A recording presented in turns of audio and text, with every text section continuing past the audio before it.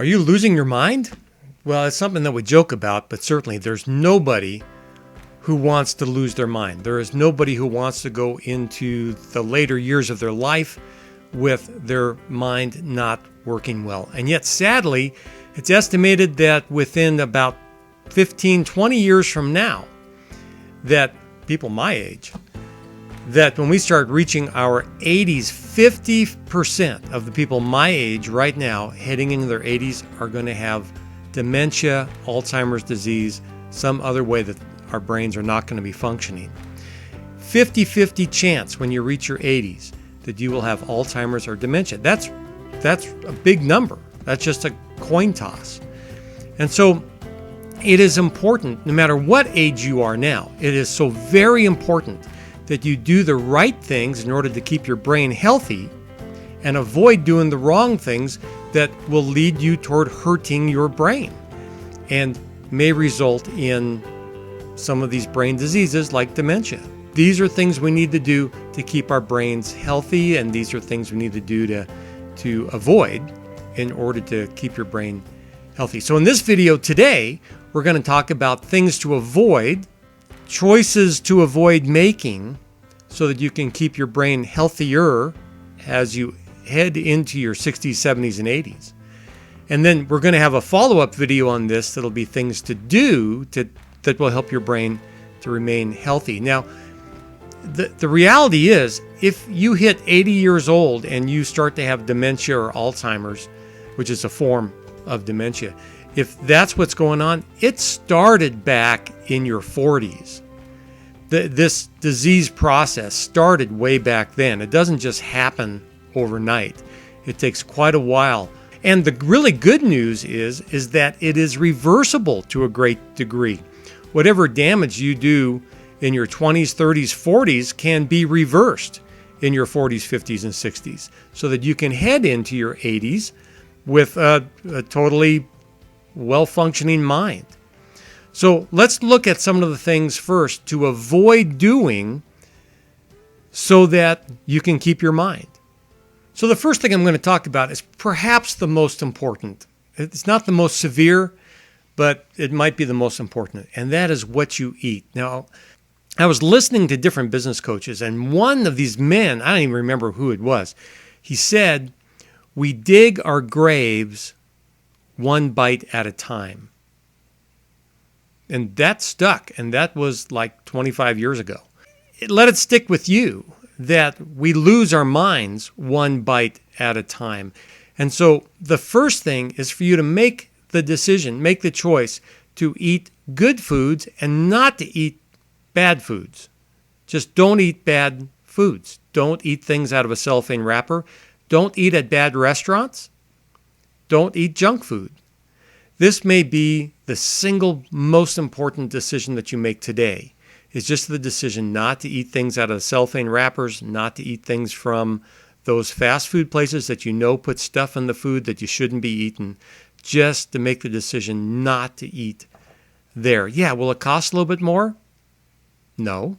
At the end of the day, it doesn't cost any more. That's significant. But it could cost you more, certainly, later in your life. You also want to avoid foods that are sprayed with pesticides.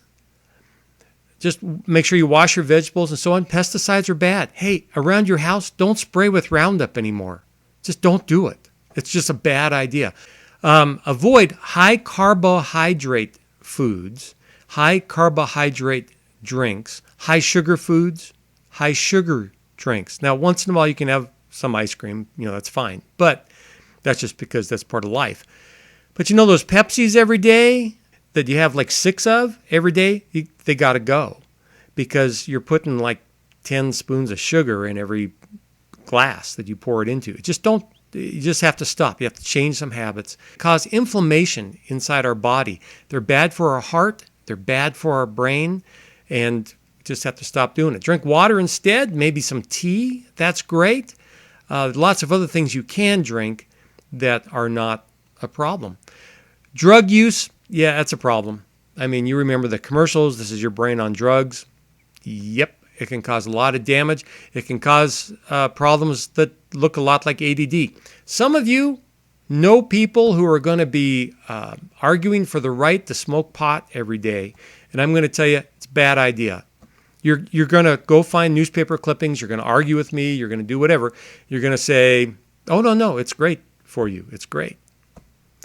Okay. I'm just telling you, when you hit that 80-year-old mark, you're going to be on that category, not the category I want to be in. So you're doing stuff to your brain, smoking cigarettes and smoking marijuana. I would just recommend you just stop doing that. Alcohol abuse, certainly some alcohol is just not problematic. But abusing it, yeah, it is. And certainly if you're addicted to alcohol, you want to get treatment for that. Now, when do you know if you have an alcohol problem? If you go to the sources of people who treat alcoholism, they'll tell you 7 drinks a week or more, you have a drinking problem. Now I've had people who will do about 70 or 80 drinks a week tell me they don't have a problem, and their trunk in their car is just filled with beer cans. It's a problem. But what the alcohol is doing to your brain is also problematic.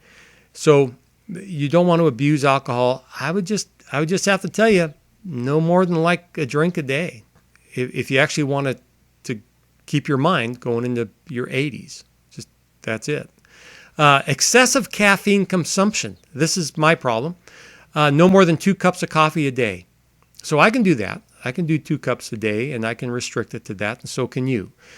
So that is pretty good. And we're talking about a day, right? So we're talking about 14 cups of coffee a week, and that's a lot. It's kind of a lot of coffee. So if we can keep it under that, you're kind of going to be okay. If you can keep it in that 7 to 14 a week range in there, you're even better.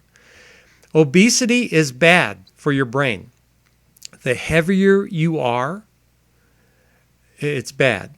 The more your head is like one size and your body is too big for your head, that's just bad for you. So the more overweight we are, the worse it is for our brains long term. And it's starting to damage your brain, even in your 30s, 40s, and 50s. So lose weight.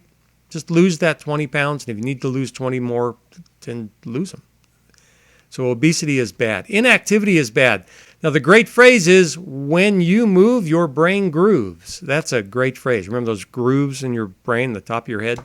So when you move, you're making your brain not only perform better, but actually structurally change to optimize itself. So you want to move. You want to exercise. Inactivity is an enemy of brain performance. So keep moving, keep exercising, keep doing that. High stress, chronic high stress. We all have times where we hit stressful situations. We all get that.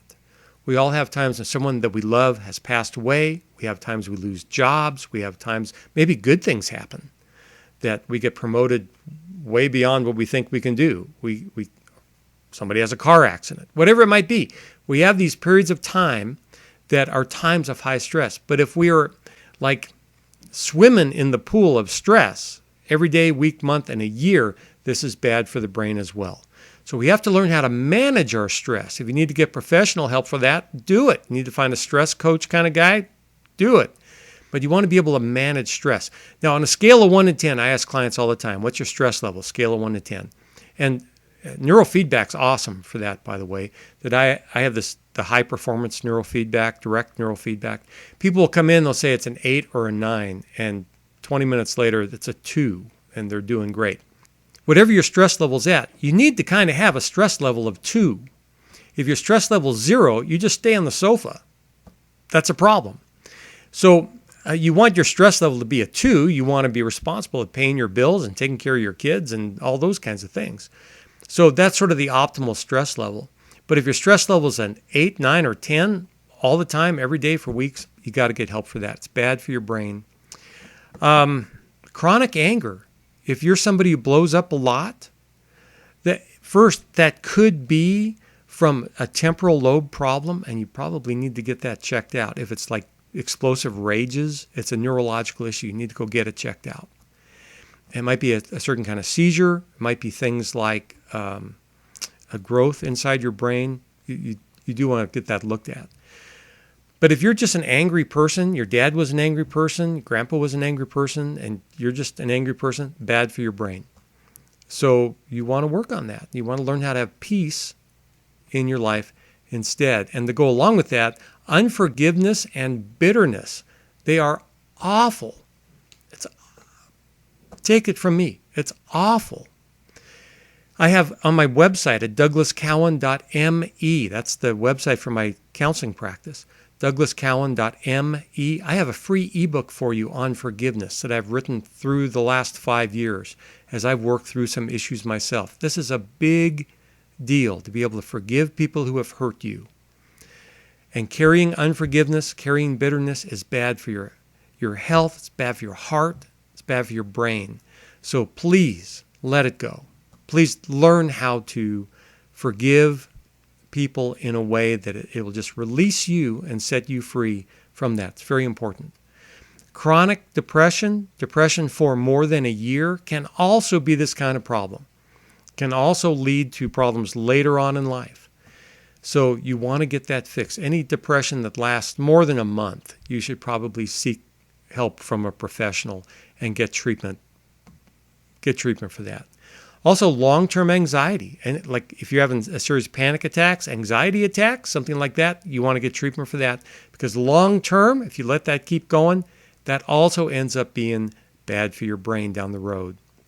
Diabetes, if you suffer from that, then you want to make sure that you have the best treatment money can buy for that, because that'll also lead to brain problems down the road. And if you're borderline for that, you want to start eating perfectly so that you never become a diabetic.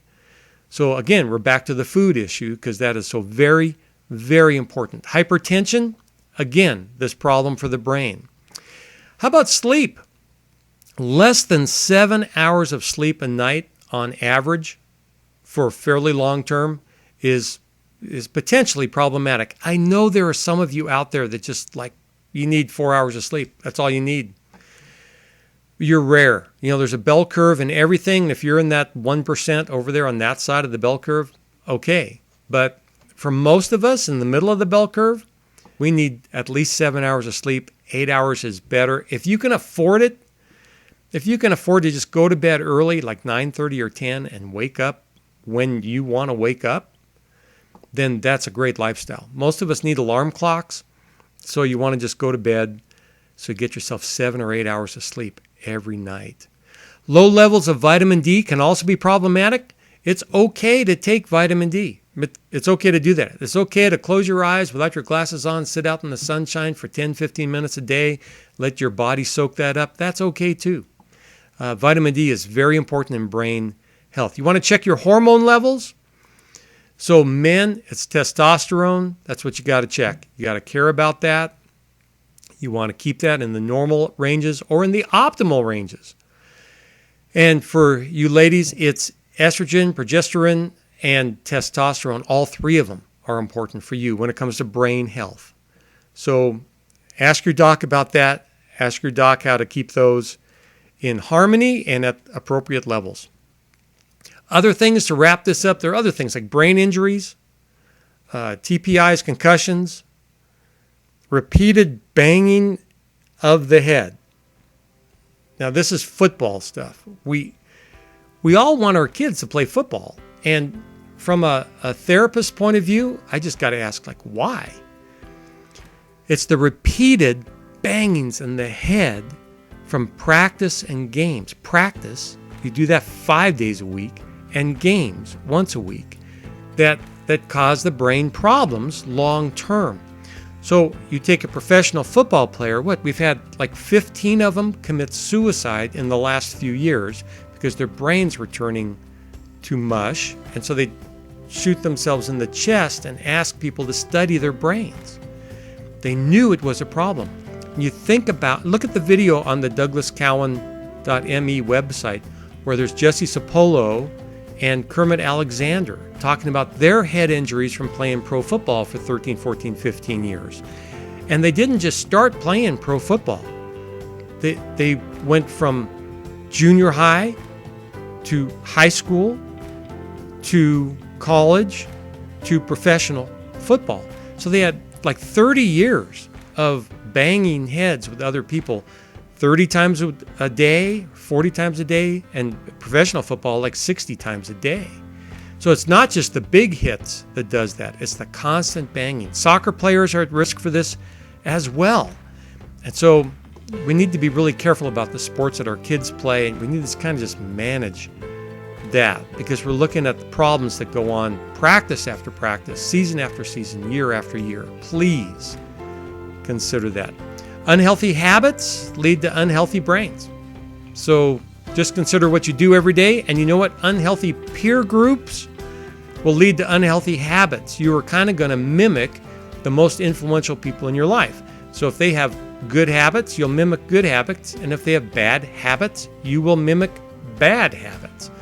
So check your peer group, see if it's helping you to survive, to live into your 80s with a sharp mind, or if they're going to lead you to problems. If you're the one with the sharp mind, you're going to be taking care of those who make bad decisions. So consider that. All right, let's just kind of wrap that up there. We're going to make a follow-up video here pretty soon that'll have the good things that you can do to keep your brain healthy.